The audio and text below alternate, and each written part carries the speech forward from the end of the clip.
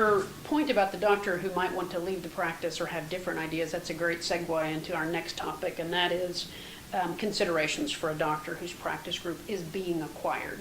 And I mean considerations both with respect to a doctor who wants to stay and a doctor who wants to leave. So let's take the situation of a doctor's group being acquired. What does a doctor need to think about if his practice group is looking at an acquisition? I think the first thing he needs to look at is who the acquiring company is, because there are essentially three different kinds of groups that are acquiring practices nowadays. One is a hospital, one is a management company, and then there's a third group which I would call a specialty group of some kind. And a doctor may feel much more comfortable going to work for a hospital than he would for a management company. And so the first thing the doctor needs to do is to figure out what's my emotional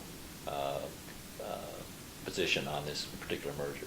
If he doesn't want to do it, then he ought to, at that point, get a lawyer to help him get himself out of the deal or negotiate a separate deal. When you said specialty group, what do you mean?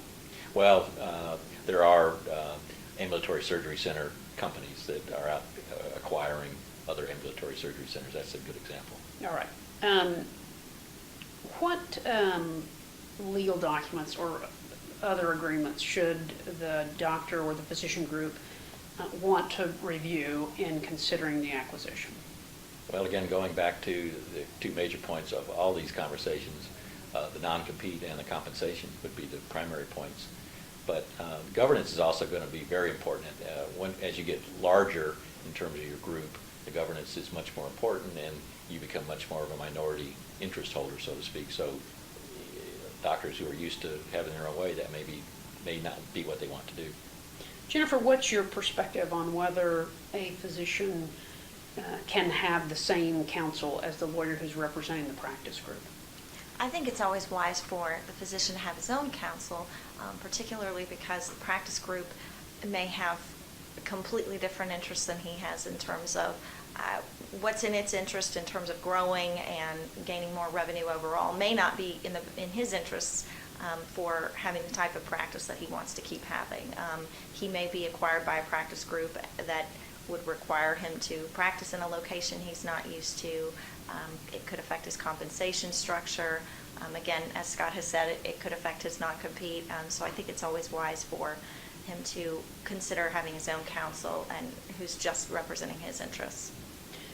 Okay, and Scott, just to sort of wrap up this area, I'd like you to answer this question in two parts. So let's assume we have a doctor who is pretty sure he or she is going to be leaving the practice. What are the things the doctor needs to consider with respect to the obligations to the practice, and what does the doctor need to consider with respect to the obligations to the patient group? Good questions. The obligations to his practice group could vary depending on the type of specialty, the number of people in that practice group already. He may have call coverage, for example, that if he leaves too fast, the practice group will be upset, number one, but they will have a patient problem if they can't have proper call coverage. So he's got to look at some of the details of his practice in order to decide when to leave, how to notify people that he's going to leave. On the patient side, the state has rules on notifying patients of where you're going and that you're leaving the practice. So again, a lawyer can help the doctor through those provisions, which are pretty straightforward, but it is important to follow them. Does a doctor have a requirement that they continue providing service for a patient for whom they are providing services at the time that they leave the practice? They could under insurance contracts, but as long as it's not an emergency situation, then they can turn that patient over to another doctor. Thank you, Scott. Thank you, Jennifer. Appreciate your time today. Thank you. Thank you, Julie.